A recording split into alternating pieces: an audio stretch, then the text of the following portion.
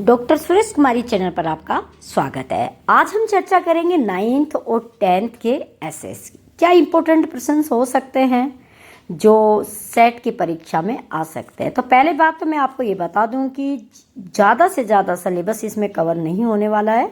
Syllabus आपके हर एक chapter का जो प्रथम लेसन होगा ना, उसी में से आएंगे। पर्सन किस तरह के होंगे ये मैं अभी आप लोगों के साथ डिस्कस करूंगी, लेकिन मैं बता दूं, चाहे इतिहास है, चाहे राजनीति विज्ञान है, चाहे अर्थशास्त्र है, चाहे भूगोल है, सबके पहले पहले चैप्टर में से ही आपके प्रश्न रिवीजन होंगे, वही दोहराए जाएंगे, वही पर्सन होंगे, चाहे वो छोटे पर्सन है चाहे वो बड़े पर्सन है। जैसे कि इतिहास में आपका पहला चैप्टर ही है सरस्वती सिंधु सभ्यता। इससे आपसे पूछा जा सकता है कि कालीबंगा में क्या मिला था, जुते हुए खेत के जो प्रमाण है वो आपको कौन सी जगह पर मिला था।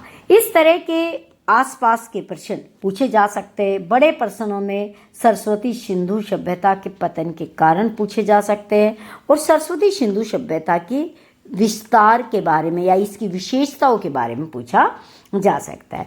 इसी तरह जब हम भूगोल की बात करते हैं तो आपसे हिमालय क्षेत्र के बारे में पूछा जा सकता है, हिमालय के वनों का प्रतिशत पूछा जा सकता है, हिमालय ये क्या है।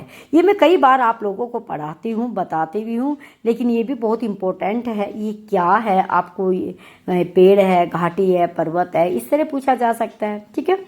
और भूगोल के अंदर जैसे अभी हम एक चैप्टर पढ़ रहे थे जिसमें कि जो विद्युत बनाई जाती है ना, तो उसमें से आप में से कितने प्रतिशत विद्युत ऐसी है जो जल से बनाई जाती है, ज्वार से बनाई जाती है, या फिर पवन चक्की से बनाई जाती है, परमाणु से बनाई जाती है, इनके बारे में जानकारी होना जरूरी है। अर्थशास्त्र में बहुत इम्पोर्टेंट होता है लिंग अनुपात कैसे निर्धारित किया जाता है, साक्षरता दर कैसे निर्धारित किया जाता है और प्रति व्यक्ति आय को कैसे पता लगाया जाता है। इस तरह के प्रश्न आप लोगों से पूछे जा सकते हैं। और इतिहास में ही आपसे बौद्ध धर्म धीरे धीरे उसका प्रभाव कम हो रहा, उसका क्या कारण है, जैन धर्म का प्रभाव कम हो रहा, इसका क्या कारण है, इस तरह के प्रश्न पूछे जा सकते हैं। और जब हम राजनीति में राजनीतिक सत्ता की बातें करते हैं, लोकतांत्रिक सत्ता की बातें करते हैं, तो उसमें तो सबसे इम्पोर्टेंट आपको पता ही है कि सत्ता की साझेदारी वाला चैप्टर सबसे ज़्यादा इम्पोर्टेंट है, जिसमें से पैराग्राफ भी हमेशा आता है। बेल्जियम यूरोप का एक छोटा सा देश है, उसकी राजधानी है, कितने देश मिलके कितने प्रतिशत क्या बोलते हैं, आसपास के देश कौन से हैं, इन्हीं के ऊपर क्या एक पैराग्राफ दे दिया जाता है, उसी में से आपको प्रश्न छांटने के लिए बोला जाता है। तो वो 4 नंबर का भी हो सकता है पैराग्राफ, 5 का भी हो सकता है, उसी से आपसे प्रश्न। तो ये तो फाइनल एग्जाम तक भी यही जरूर आएगा, तो इस पर तो आपका फोकस होना ही चाहिए। ठीक है। बेल्जियम यूरोप का एक छोटा सा देश है, ये वाले पैराग्राफ ही ज़्यादा इसमें पूछा जाता है। ठीक है।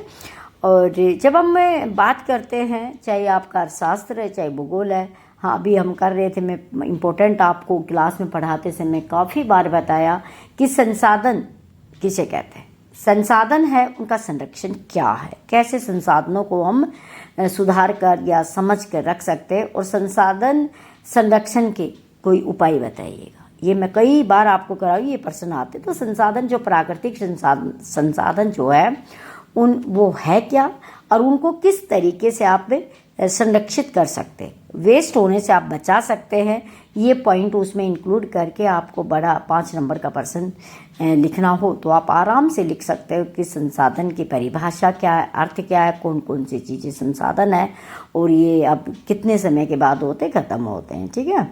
और मैप आएगा नहीं आएगा ये भी मैं आपको बताऊंगी। उससे पहले मैं बता दूं उसकी सत्ता की साझेदारी क्या है, जरूर करिएगा। और सतत पोषणीय विकास जो है, धारणीय विकास जिसको कहा जाता है, उसको भी जरूर कर। तो इस तरह के ही प्रश्न आएंगे, ज़्यादा नहीं आएंगे। और हाँ, 1-2 नंबर का मैप आ सकता है जिसमें पूछा जा सकता है कि गुजरात में हड़प्पा सभ्यता प्रसिद्ध है, उसका स्थान क्या है, राजस्थान में हड़प्पा सभ्यता प्रसिद्ध है, उसका स्थान क्या है, और हरियाणा में, इन तीनों में से कोई एक आ सकता है। तो तीनों ही मैप में भर के देख लीजिएगा।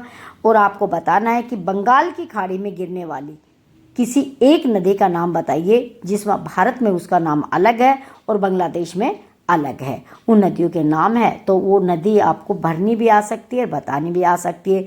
जो अरुणाचल प्रदेश आसाम से बहते हुए बांग्लादेश में जाती है और फिर बंगाल की खाड़ी में गिरती है, उस नदी को क्या कहते हैं और किस तरीके से आप उसको मैप में दिखा सकते हैं। इस तरीके से प्रश्न आप लोगों से पूछे जा सकते हैं। सिंधु घाटी सभ्यता के जो अन्न के भंडार है, सड़क की चौड़ाई है, ईंटों की मोटाई है, उसके बारे में पूछा जा सकता है।